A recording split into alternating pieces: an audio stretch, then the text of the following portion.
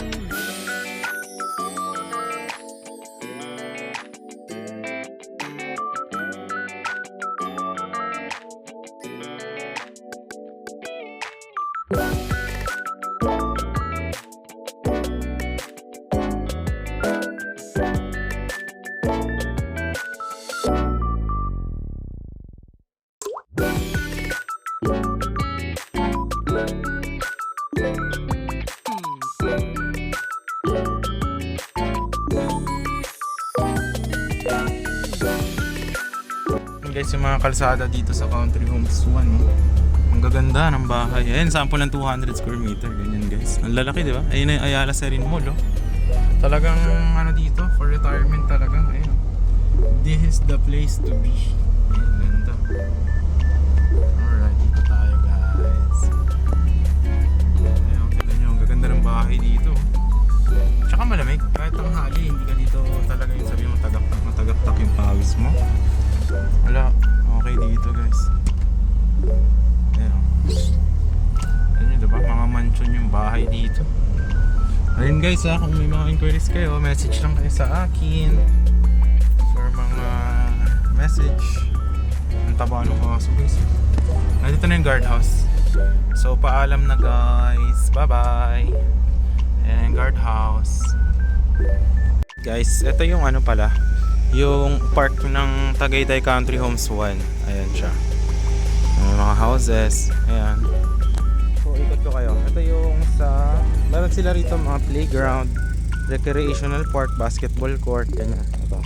Ayan siya guys. So maraming park dito sa Tagaytay Country Homes. At well maintained yung subdivision. Nakikita nyo yung mga houses. Ayan. Tapos dito guys, yung ating package, murang-mura siya. Pagbili nyo yung lote, 15k per square meter if lot only, house and lot, 8M. Pagka mas marami pa kayong mga request, or gusto nyo ng talagang elegant, mga nasa 9 or 10 million na yun. Ito yung mga sample ng park ng Tagaytay Country Homes. Tingnan nyo sa guys. Yan. Diba ang ganda? Tatlo yan eh. Tatlo yung park dito. So talagang Tagaytay feels. Ayun o. Diba? Tapos meron pa yung mga ganun dito sa kabila. Mga volleyball court. Ayun o. Ayun. Ganito sa Tagaytay Country Homes. Ayan, meron pa yan dyan mga volleyball court. Ayun o. Pasyal ko na rin nga kayo saglit. Ayan. At dito hindi binabaha guys. Talagang ang drainage system dito maganda. Kasi high end nga eh. Ayan, may mga volleyball court. Nasa loob yan ng subdivision ha. So ayan guys oh, diba? Tapos andyan na yung guardhouse. Ayan. Kung nakita nyo sa drone shot, ito na halos yung likod ng Lourdes Church or yung Ayala Serene Mall. Ayan yung volleyball court. May mga basketball court. Ayan, meron ding for mga nagpa-practice. Ayan, so ayan. Kung may mga message kayo guys or concern, message lang kayo sa Viber, WhatsApp ko. Ayan, dyan lang naman. Pero I will assure you, itong subdivision na to is maganda, high-end, and what they call this, safe, healthy community. So yun guys, bye-bye na muna. I will now be going home. So yun guys, thanks for watching. Message lang if you have questions, okay? Bye-bye!